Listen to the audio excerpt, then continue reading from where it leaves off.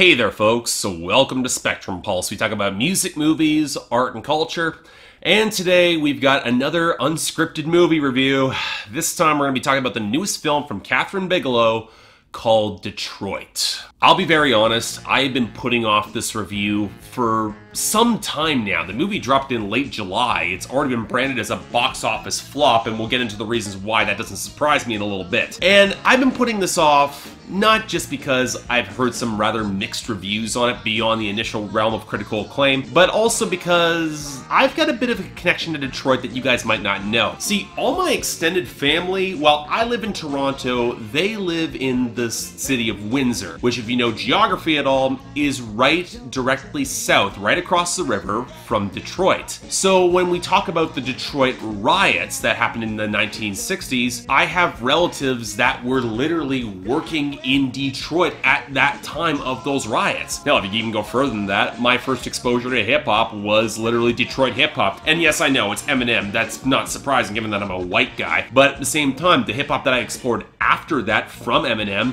that was D12, that was Royce da 5'9", that was that scene. And I'm not saying this in order to justify any other opinion surrounding this movie and even that historical event. That happened years before I was even born. But at the same time, it also presents a certain amount of perspective in that I know people who were there around that time and the complicated moral morass that comes out of it that in reality didn't turn out to be all that complicated. So let's add a little bit of context to here. This is a dramatization of the Detroit riots that occurred in 1967. Specifically, a police raid on the Algiers Motel, or a back section of it, that led to several beatings and deaths, one of which has never been properly solved. The movie specifically focuses on the lead up to that event, the main event itself that occurs throughout most of the second act, and then the aftermath of it all, what happens to our cast of characters, one of whom is a musician who is aspiring, looks like they're going to finally break through. The band actually does break through. They're called the Dramatics, and they put out some albums throughout the course of the 70s. Never really huge, but they did well enough. And in terms of the story, the framing is very much a dramatization of this event, but shot like a documentary because, of course, this is Kathryn Bigelow, and she's looking to bring a certain amount of visual, handheld camera intensity to the story. She does do enough to establish scene geography in terms of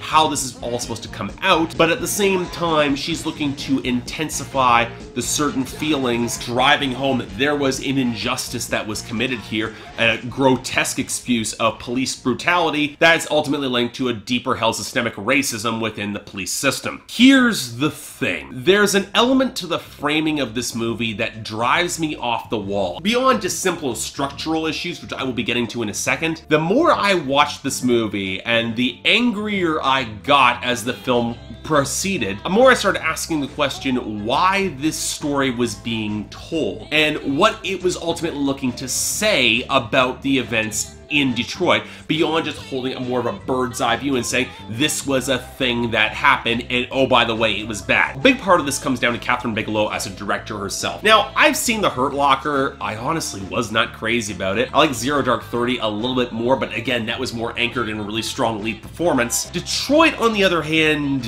isn't. It's more of an ensemble piece with a number of conglomerate characters coming together in order to drive the main focus of this event. And yeah, you've seen that John Boyega is in the movie, really with a character arc that kind of feels rather abortive. It's more focused on the main characters who get drawn into the conflict and our main police officer played by Will Poulter. And I'll get this out of the way right now. If we're looking to have a main character that much they've structured the narrative among his actions, acting upon these victims of police brutality, I don't think he's a great actor at all. That's honestly one of the first things that took me out of the movie definitively. For as much as he's looking to be defined as racist and kind of one-dimensional, and yeah, those people do exist and did exist within the police force in the 1960s, they exist still today. At the same time, there were points of the main second act which gets pretty harrowing and brutal, where he doesn't become much of a character so much as a stock type that's hammering out increasingly heavy-handed points, but doesn't go into any of the deeper insight behind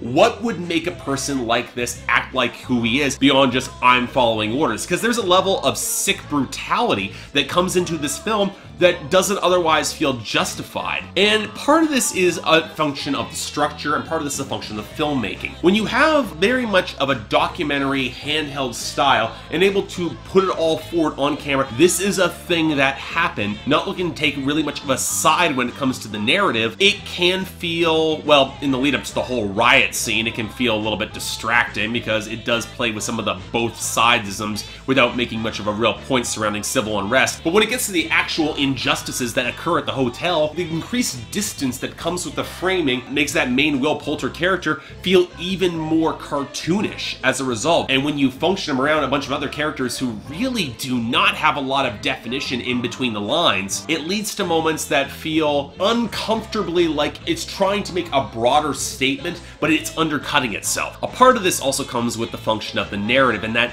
there isn't really a lot of narrative momentum. You might have the main instigating incident. They had a raid in terms of a nightclub that wasn't supposed to be operated called a Blind Pig that ultimately sets off the riots in earnest there. And yes, it does show examples of police overreach and ultimately the elements that would instigate and formulate the whole destructive riots and the looting and everything that came off of that. But at the same time, the pacing feels oddly structured. You're not getting a natural buildup of tension. And yeah, some of that is more hyper-realistic, but when you then place characters who are not as fully developed into something that is intended as hyper-realistic, you end up with stock types discussing an event that actually did happen. And it feels weirdly discombobulating, especially considering how harrowing and brutal this film actually becomes. And yeah, it's a bloody R-rated movie at certain spots. It never gets to the point of exploitation, but I can definitely see some black audiences walking away from this saying, yeah, this is walking right up to the line of something that we don't otherwise need to see again. This comes back to the whole audience question. It's not something I typically bring up in reviews, but it is kind of relevant here given how this movie is framed. This film is looking to make the message saying police brutality is bad, and there are parallels that draw back to this point today, and you see some of that in some of the subtler languages and some of the elements of John Boyega's character acting as that security guard who a lot of the police see as a quasi-ally but still look down on him all the same. But at the same time, for as much as this movie is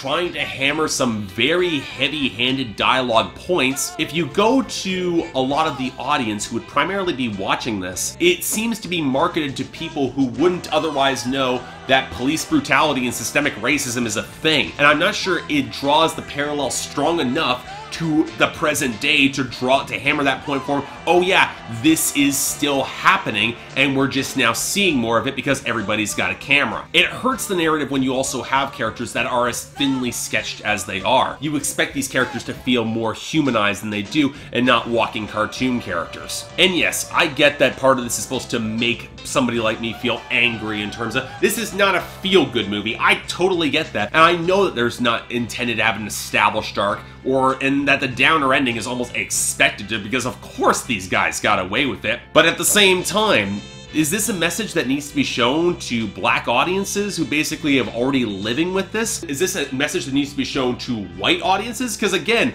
most of us should know this already, and those of us who are outright denying it are just going to be infuriated by this movie, and they'll point to characters like the police officer as cartoonish, like, oh, we would never behave in this way. And they won't pick up on the nuances of the characters that are trying to show off a more nuanced portrayal of, yeah, this is what it's like living in a more segregated city, where there are those racial tensions that are more unspoken. I think Get Out got to this much more effectively in terms of addressing those subtle microaggressions, because with Detroit as broadly sketched as it is, I get the feeling that there was nuance lost. And that's before you get to the third act, which, yes, it shows the lingering trauma of this event upon a number of its characters, but at the same time, it doesn't adequately draw more of a connection back to the present, more than just a postscript and a tacked-on series of photographs at the very end of the film. And yeah, that can be effective, but at the same time, if you're not looking for the call-outs in terms of language and behavior, I'm not sure it's going to connect with you in terms of that audience. So I'm not surprised this was a box office bomb, because black audiences probably went to go see it and say, yes, this is a thing that happened, but we already knew this. And we already knew that police brutality and systemic racism was a thing, so why now are we going to now see it portrayed in a horrifyingly documentary style format? And then staff it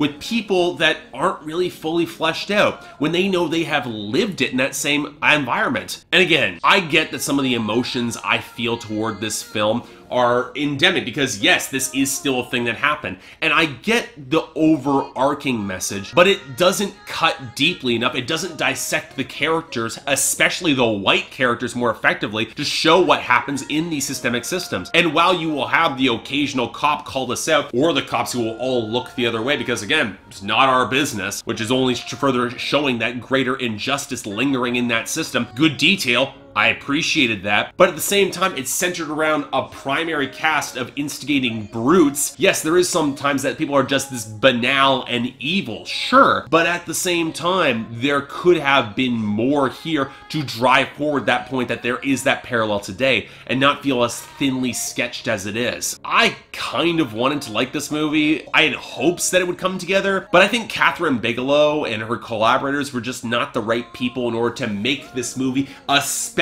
with this framing. I wish there had been a little bit more meat to these characters across the entire board. If you're looking to make a point about white supremacy, you're making the point in the broadest strokes possible, and you're doing it with framing that implies a certain amount of both sides-ness when it comes to the riots. In terms of the framing and setting, I'm not certain that Kathryn Bigelow approaches this with the nuance that's needed, and that's ultimately why I'm giving this at most a strong 5 out of 10. I was hoping that this could come together more strongly, and I get for a certain clueless progressive, this might actually hit hard and say, hey, racism is still a thing. This is something that's happened. But between some of the portrayals, the acting, the overall thin characters, I can't support this, and I don't think it does justice to a real thing that happened and is still happening to this day. If you're curious, it's gonna be out on video soon, so I guess if you want to see it, go ahead, but no, I wasn't really a fan of this. It doesn't cut. It should have, but it doesn't get there. Sorry.